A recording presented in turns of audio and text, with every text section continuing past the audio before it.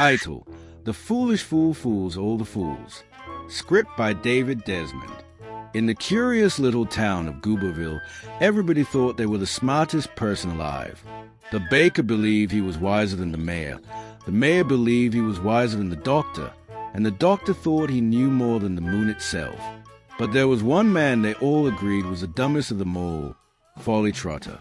Now, Fally wasn't just your average fool. He wore one red shoe and one green boot. He hummed opera while skipping through the marketplace. He tied spaghetti noodles around tree trunk to keep them warm, and he once tried to pay his rent using feathers and a poem about cheese. The townspeople laughed at him every day. There he goes again, one woman would whisper, talking to his onion. I heard he tried to rent a pigeon to fly him to the moon, another man would say.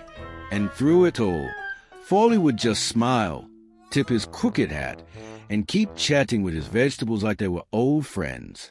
But what no one realized was that Fally wasn't quite as foolish as he seemed. You see, Guberville was ruled by a group of pompous old men called the Circle of Wise.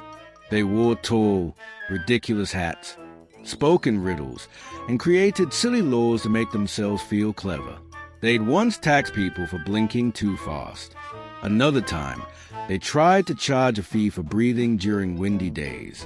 One cold morning, while brushing his pet carrot and whistling to a sunflower, Fally overheard the circle planning something new, a noise tax. They were going to charge people for every sound they made. Laughter, sneezes, hiccups, even coughs would come with a fee. Fally blinked. Then he grinned.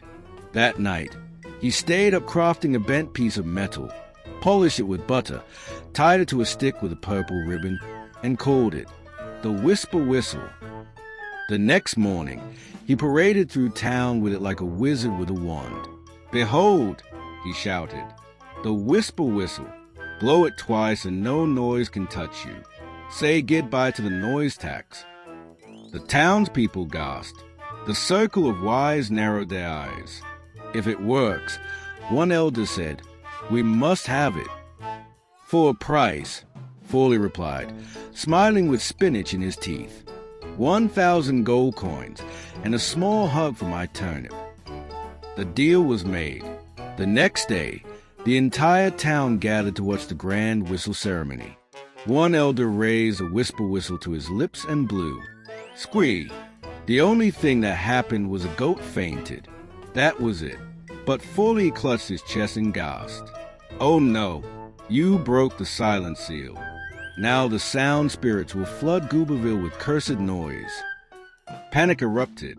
Children screamed, roosters crowed, and a trumpet player fainted into a watermelon cart. To avoid looking foolish, the elders quickly declared that the noise tax was cancelled. To keep the spirits calm, they shouted. The crowd cheered. Fally was hoisted onto shoulders, crowned with potato flowers, and named the hero of Guberville.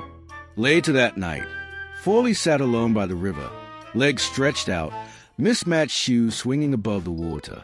He took a bite of raw onion, smiled at the stars, and said softly, funny, isn't it? The fools thought I was a fool, but in the end, the foolish fool fooled all the fools. And somewhere in the distance, a goat sneezed. I know you love the story.